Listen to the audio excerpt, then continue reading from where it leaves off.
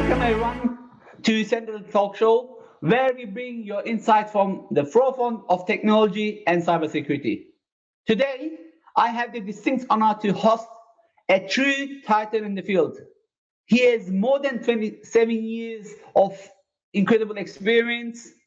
He is not just a world-class trainer, he is also a very well-known speaker, which I admire myself. He has multiple awards. He's an author.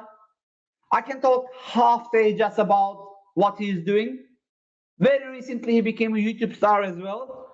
Instead of me talking about him, I would like to invite Andy Malone, the one and only. Andy, welcome to the show. Hey, Erdal, great to see you. I really appreciate you bringing me on here. So it's nice to meet everybody. I'll tell you a little bit about me. Well, Please. I've been actually, it's 30 years this year. I've been an instructor and 19 years as an MVP. I started YouTube about 4 years ago, just in COVID, those dark days. You remember that? Seems like a million years ago now. And I basically realized that, like you, we're getting a little bit older and we have this repository of knowledge in our heads. And I thought, I want to share this with folks. So I thought, what the heck, I'm going to have a go at this YouTube malarkey. So we did, and it's doing well. I've got 182,000 subscribers now, and yeah, it's doing very well. It's a kind of a dedicated Microsoft 365 security compliance type channel. So I remember when I joined, it was less than 1,000. You said 100,000, right? 182,000 now. Sorry. Yeah. Anyway, everybody, Andy can talk about. We will put the URL somewhere later. But let's talk about how we can help the community. And I know you are a big community supporter. Absolutely. I would like to start with identity as the new perimeter. We know that. Attacks has shifted from server side, from cloud side to identity. And we see many organizations, they move to cloud, especially in hybrid environments. As a result, identity is one of the most important components. Absolutely. From your wonderful experience, what are the most critical identity and access management strategies for CIOs, CISOs that can prioritize right now? Especially looking at Microsoft Entra, how they can minimize the impact of credential theft. So I think the biggest issue I think at the moment in cloud is actually hybrid. So in the hybrid cloud, I think that the hybrid cloud is really drawing quite a large attack community. It's certainly the area where criminals go to first. And of course, a lot of organizations, nation state actors, I'm not going to mention them, but of course they have to pay for their wars somehow. So it generates a lot of income for these people, of course. But for me, hybrid is definitely a major attack area. And cruelly, hackers at the moment are going not just for, I suppose, the kind of the main Windows server, they're also going for backups as well. So as I've said many times on my channel, immutable backups are absolutely important. Keep them offsite, disconnected, really, really important. I mean, you just have to look at the Maersk, the famous Maersk hack for that. Oh, yeah. In terms of kind of identity technologies, absolutely phishing resistant credentials. So passkeys, of course, very big at the moment. So both the hardware based passkeys and also the kind of more mobile passkeys as well are fantastic. They are still a little bit slow in being rolled out, but I would like to see that more. Also, verified identity. Verified identity is really gaining traction out there now. And I think it's, more and more kind of government-based organizations are using that. And again, it's a great benefit. And finally, I think one of the biggest threats that we see at the moment are MFA threats, token theft, of course. So having really good protection against potential token theft is really, really important. And of course, that's where the likes of conditional access comes in. token protection, and so on. So those are kind of the core things that I would say at the moment. And I think they are all very, very important.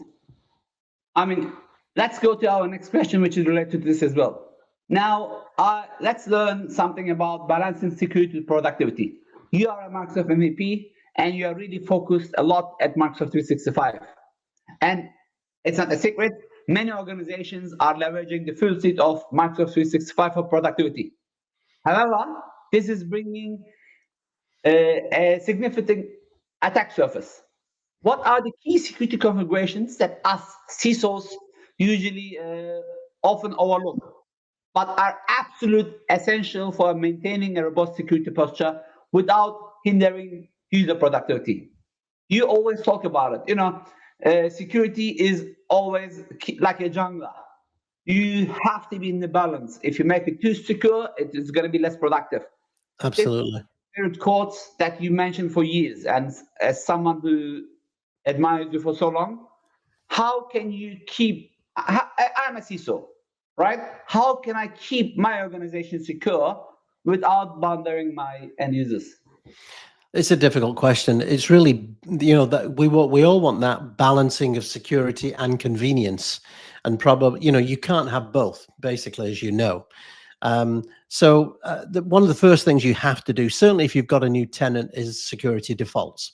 And of course, security defaults switches on MFA for everybody, which is, to be honest, now is pretty much out there now. The days of the password, I think, are pretty much, I don't know if it's dead yet, but it's definitely being measured for its coffin.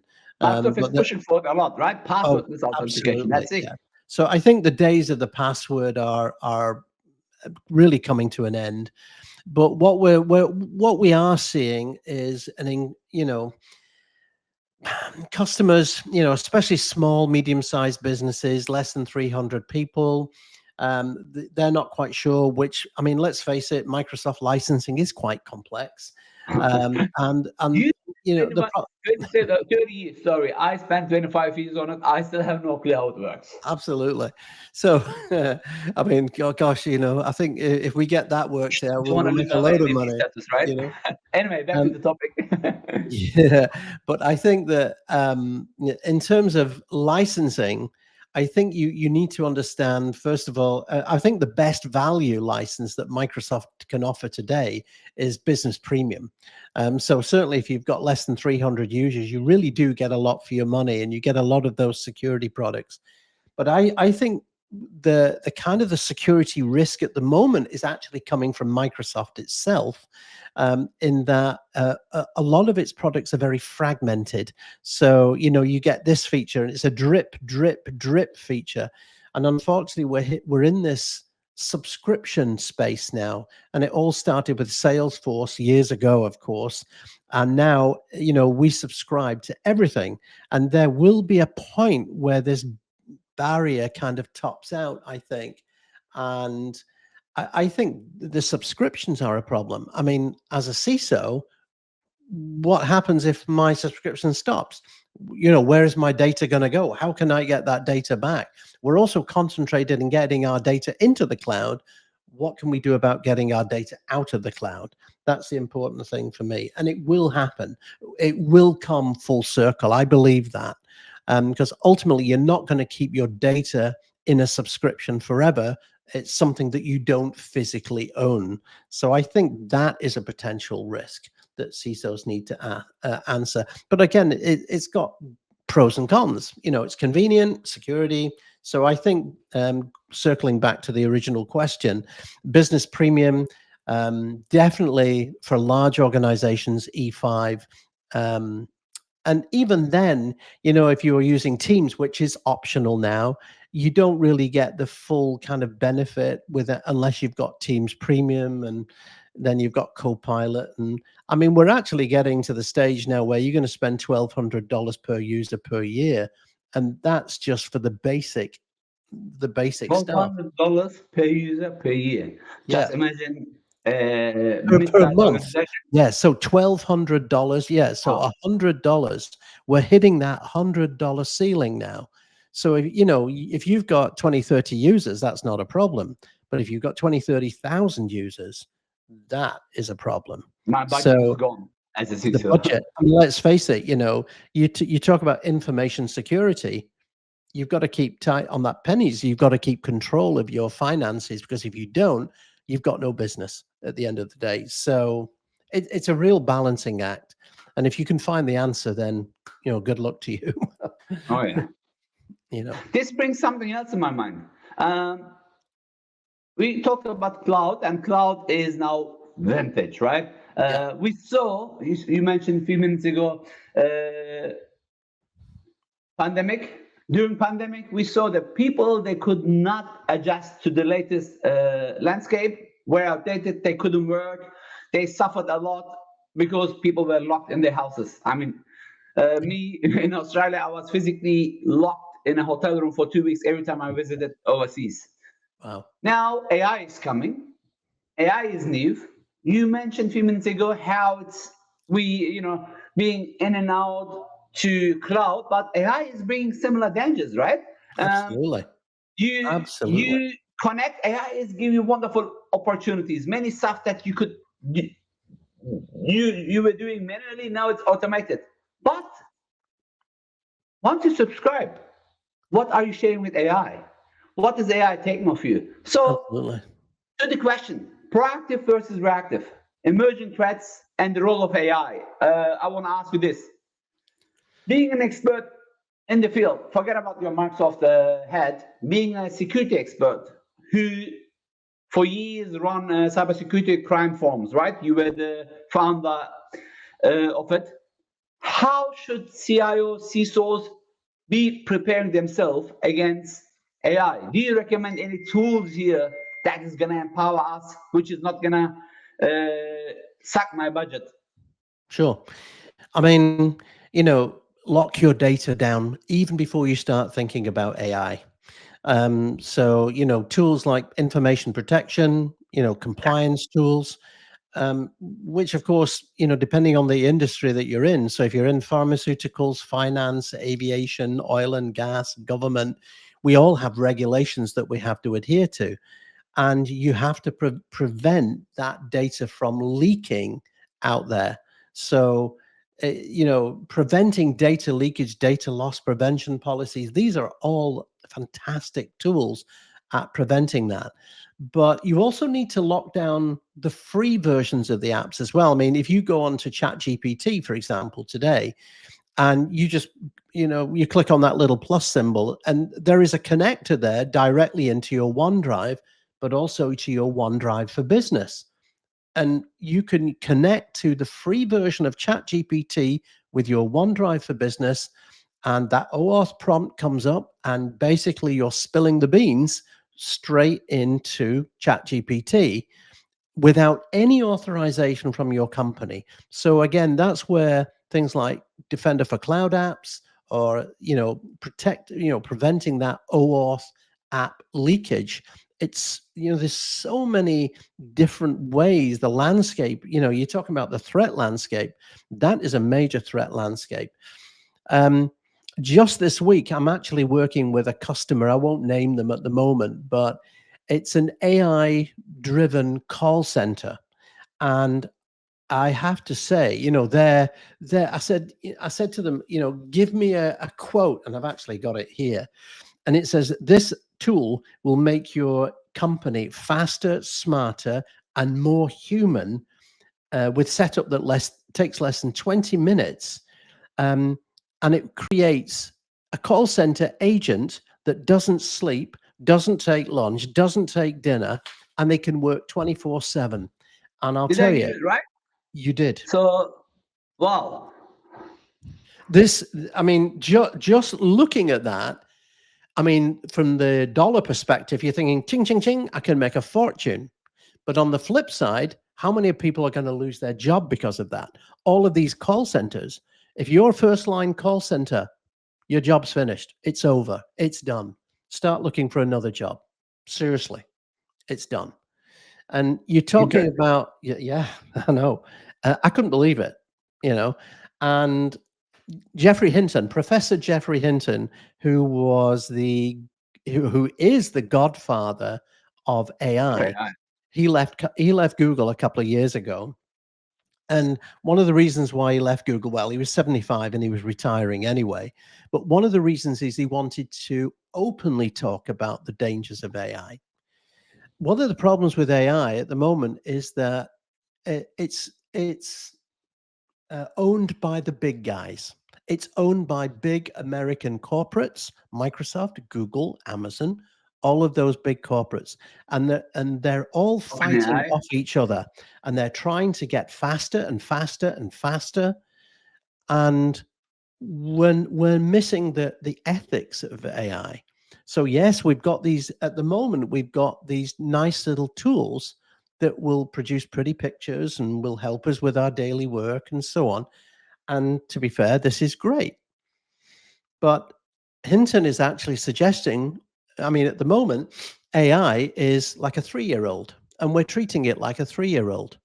But in 10, 15 years, AI will be smarter than us. What happens then? And he was actually asked, is it going to become a threat to humanity? And his answer is yes. Is it going to become conscious? His answer was yes. It's already starting to show signs of that. So what's the threat of AI tools? It's AI itself, if it's not ethically managed. And really, we need to start, he's absolutely right, we need to start having a conversation about ethics and AI and governance, controlling it before it's too late. I really believe So that. you remind me the Skynet. You remind me Robocop. You remind me Absolutely. Terminator. Absolutely. Um, It's just exactly like that. the So movies what, are becoming real. yeah, it's not that, I mean, it's, he's actually said, it's not a case of if it will come, it's a case of when it's going to come. It It's like will happen. in cybersecurity. It's not a matter of if you're gonna get hacked, you're gonna get hacked, but how you're gonna hack is the question, right? Exactly. Yes. Wow. But Yes. again, I mean, look, 3 months ago, Microsoft laid off 6,000 people based on AI algorithm. Absolutely. Now, not just Microsoft, by the way. I mean, I speak about Microsoft because we are affiliated with Microsoft, MVP, so on. But many tech companies do that. Bill Gates openly spoke about it as well. Unfortunately, it's the reality which is coming sooner than we think. Maybe not 10, 15 years, because if AI is 3 years old and it can do so much, I'm gonna wonder what it will do when it's 10 years old. You have a child, I have a That's it. child. I know kids are growing fast, and AI with all. I mean, you and I, we are autists. We know that Meta did this. It was on the news that they pirate our books, not just our, of Totally. course. They to train the AI. Just imagine if we pirate, for example, their software, they will sue us, but they pirate our work to train the AI, and this has already started. So ethic based on who? Is it based on Benjamin Franklin dollars, Yeah. or based on humanity really? So we need, of course, here the regulations to kick in fast, and let's see where it's going to take us. Absolutely. Really I interesting mean, point. Thank you, Andy. you know, in 1948, the Declaration of Human Rights, Article 12, introduced the Privacy Act. Yes, you know, Yes, the kind of the first well, example of privacy coming out of World War II because of what happened in Germany and how efficient the Nazis were at hunting down Jews because of their administration methods. So think of that. Think of, you know, we're gaining a technology with that's stripping away our privacy. Okay, we're stripping away privacy that is now becoming, you know, everything will be online, but it's more than that. We won't have control of it anymore. AI is going to have control of that information. So things like medical records, what's it going to do with those medical records? You know, flashbacks of the net. You remember with Sandra Bullock and oh how yeah. easy it is to change people's, you know, records and things like that. But you know, you talk about Skynet. That could be a potential reality. It could it could be a real reality. But the thing is, what we now need to do is we now need to have a serious conversation about putting safeguards in place. You know, we need an ISO standard. That's what we need. We need governance. We need AI that's not controlled by the corporations, but by some kind of international standard before it's too late. I mean, I really don't know how to bind what you said. It's just I'm gonna be quiet and let people think about it. Absolutely, absolutely. Because again, it's something else came to my mind. The Cambridge scandal by Meta again. Back then, Oh, Facebook, right? How they totally. sold the data, and what happened? Yeah, slap in the hand. $2 billion fine. It sounds a lot Yeah, for us. For Andy Meron and Erdal is 2 billion a lot. But we know that for them, 2 billion is just like maybe a month worth of revenue. I don't know, I'm just making it up, but it is just less than a year revenue for sure, which sure. they can, they are happy to pay the fine as long as they can train whatever they need to train. So I think the world is going to be I mean, more the world interesting is, place to live. yeah, I mean, the world is controlled by, if you think about it, these massive corporations. Who runs these massive corporations? Billion, trillion, zillionaires, who have got so much influence with governments around the world, not naming a few, but I'm sure you can guess, that, that, did you know, for example, in America, it's against the law not to make a profit for a company. It's against the law. They have to make a profit. So they're driven financially. It's all about making financials. And another thing, on the subject of AI, Microsoft has got this ethical AI thing, and the European Union have one, and the US government have one about ethics and AI. And it talks about what you can use AI for. And it says you should not use it, blah, blah, blah, blah. Did you know that there's a clause within all of these policies that says except for military use? Uh-huh. So all of the ethics are in place except for military use. Wow. I don't know, but again, another wow. Yeah. So thank you, Andy, and that's why having people like you is making the show more valuable. I think we should stop here before it's too late for both of us. We want to be in this world for a while as well. We do. Let's go back to security. We talked about hybrid environments. We talked about AI. We talked about now. What about supply chain? Trusting third parties. When I say trusting third parties, everybody's a third party. I mean, Windows, Mac, or Linux, whatever you use, they are third party. The hardware is third party. Any app that we even communicate now, it's a third party. And doing business without third party is impossible. What are the third party risks that you see, and what can CISO, CIO, CTOs do to mitigate this risk? Your recommendation as security expert, please. That's a good question. I mean, and we all saw the risks in COVID. Yeah, Oh, yeah. so you couldn't produce cars because we couldn't produce microchips. We couldn't produce microchips because we couldn't get the more materials, because we didn't have the people. So we saw, serious gaps there in the kind of the whole supply chain. And we can see that in day-to-day operations of our business. We're putting things in the cloud now, and we're putting our that word, that amazing word, trust. Everything hangs on trust. We trust you that you're backing up our data. We trust you that our data is secure. But the fact is as soon as you hand that over to that third party, you're losing control there. So when we're talking about supply chains, you need to think of your data in a supply chain. How are you going to get your data back? Or, is there some kind of backup mechanism? And I love the fact that, companies like Microsoft are now offering Microsoft 365 backups, and I did a review of it. And I think it's wonderful that they're charging you for something they're already charging you for. I thought that was just brilliant marketing. So, I mean, at least if you're going to do a backup, at least I would say from a CISO perspective, choose another provider. Don't go with the same provider. I wouldn't keep all your eggs in one basket. I think that's important. You know, it's an important component in supply chain security, I think, because your data is a commodity to you. It's the most important commodity. But also, um, yeah, I'm trying to think what else. In terms of, yeah, you know, products, services, again, always vet the supply chain. Have a look at the company. You look at the, you know, the reporting. Where are they getting their products at the moment? It was interesting to see that Donald Trump the other day, he's forcing or suggesting that Apple start producing their In phones US, yeah.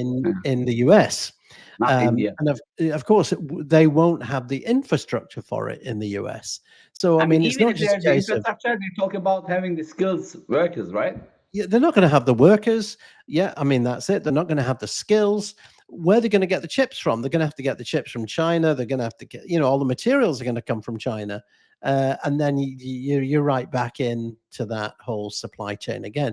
So it's easy to say, yes, we'll produce a product in the US, but looking at the supply chain, it's a mammoth effort. You know, there could be, you know, 10 or 12 different steps. There could be multiple suppliers there. So that, I think that's an important conversation that customers need to have. And you need to have some kind of, um, you know, service agreements with these organizations. You need to be able to view their auditors or view their audits. You know, they need to have a good audit chain. So, you know, SOC auditing and so on, which I know you've talked about in the past. Yeah, you're absolutely right. So I'm gonna stop what I talked about. Let's focus on you. So I want to showcase before I let you go about your last power, superpower, leadership development. The what? Everybody Sorry. knows your technical proneness. You are really good in cybersecurity and Yep. IT leadership. What Yep. would you recommend us, CISOs, CIOs, to build a proper security culture? How can I empower my team to do better, to do more? What are Absolutely. the current challenges? Great question. Yeah, I mean, a lot of people say to me, well, a lot of people, as you know, companies will go and spend an absolute fortune on security equipment and the latest software and the latest hardware and the latest tools. Um, but training often takes a back seat. So I would say, you know, from a CISO perspective, it's so important that you train your staff, and such an important component in information security because um, it, it's training is this is why we do it this way. Yes. So, you know, why do we need two people to escort you around a data center, for example? Why do we have to have safety drills? Why do we have to do this? It's because this training provides the why. This is why we need to do it, and also it helps with confidence as well. So and I think it really improves security. So have good training, but also listening to people as well. So Richard Branson, one of his great skills, he mentioned it in his book, and we were talking about this offline earlier. He mentions that one of the best things that you can do for your employees is, you know, you're a leader. You're not there to tell them what to do. You're there to listen to them and learn and build a community within the organization. You need to build trust within a group, and you need to build. You want people that are passionate about their jobs. You want them to. You don't want them to leave. You don't want to train them. I read, well, what did I read? I read you don't train your people to leave. You train them so that they don't want to leave. Yes. Exactly. And I thought that was a great quote. Um, I remember something similar in the same book. It says like someone is asking for budget, but hey, if we spend too much money and we train them, we spend this money and they leave. And he says, what if we don't train them and they stay? Yeah, So exactly. talking about that, Exactly. do I need lots of money to train my team, Or are there some great free resources? I mean, Oh you my know where the gosh, question's going for. well, it just so happens. No, I mean, I get How much asked do you this charge all on the your time. YouTube channel for your full training? And I know they are full Yeah, training, not cut off or a chunk or a yeah. demo. It is a full training Yeah, on. absolutely. I mean, what I did is I started YouTube. You know what? I remember seeing a movie. In fact, if you've ever seen the movie Good Will Hunting, he is there. He's a janitor. This guy's a janitor. He's working in a college, but he dreams of being more than that. And I just had visions of this guy in India or Bangladesh or China or somewhere in the world, and he's working the night shift, and he dreams of being more, and he doesn't know where to get the information from. So I created a YouTube channel, as I said, to give back. So you look at my playlists. I've got playlists on Entra, Microsoft 365, Defender Security, compliance. You could actually do the full course there. Um, but beyond that, I also started a Patreon channel as well, a Patreon site, which has been really successful. And I actually do offer full courses there. So, folks pay a little bit more, but they get access to the full courses, which is great. And what's really nice about YouTube is the feedback that I get from people. I've had people saying, wow, you've made such a difference. And I really understand this now. And that's great. That makes my job, so much easier, and it makes it so much more rewarding as well. And it's quite interesting that, I go places.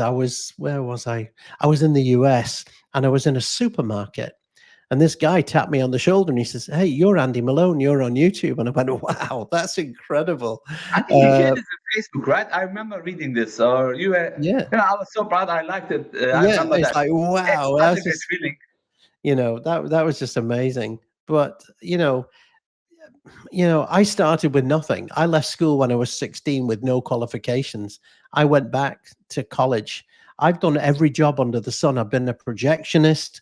I've been a sales assistant. I've flipped burgers. I've made pizzas. You name it, I've done it. And when I went back to college, and then I went to university, and then I became a trainer, and the rest was history. You know, I mean, you've got a little bit of gray hair like me, so you've been in IT a long, long time, and we've seen things change, and we've seen things evolve, and we've seen the naysayers saying, "Oh, it's the end," the millennium bug. "Oh, it will end us. It's the end of the Oh yeah. world," and I don't believe so. I think things will come full circle. What I do believe, though, is I don't believe the cloud is the end. I think we will come full circle, and there's something else. That's what I think.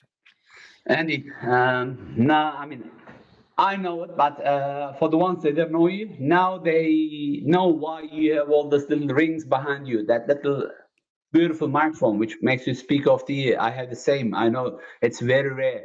The one on the top, the YouTube, you Oh, deserve all of this them. one up here. Yes. Yes, yes, yes. You deserve all of them. And I know this is just a small demo. You have many more hidden behind the screen. So you deserve it all. Giving to the community, I truly appreciate it. And that's why we built this show as well. You didn't even ask for anything. You said, sure, community work, Of you're, course. I'm in, and you in. Thank you very much, Andy. Your depth Pleasure. of knowledge, your practical advisors, your passion for technology and security truly shines. And I really appreciated everything what you gave us. You- Thank you for sharing your individual valuable perspective. Thank you for everything. You're wonderful. You're very welcome. Appreciate it, Ardil. Please Thank you. keep in touch, and I see you, God knows where, next time. Thank you very much. Absolutely. Sorry, Andy, I cut you off there with mistake. Can you repeat what you said again? I said, yeah, absolutely. Thank you very much. It was great. Thank you. Thank you very much, and see you soon. With this, we're coming to the end of another episode. Again, thank you very much, Andy. I truly appreciate your friendship, your leadership, and we didn't mention here, but you are also Microsoft certified trainer for so many years. So you are a certified trainer who shines the world. Thank you very much. Everybody, thoughts of Sentinel Talk Show? I'm looking forward to see you next fortnight. Till then, bye-bye.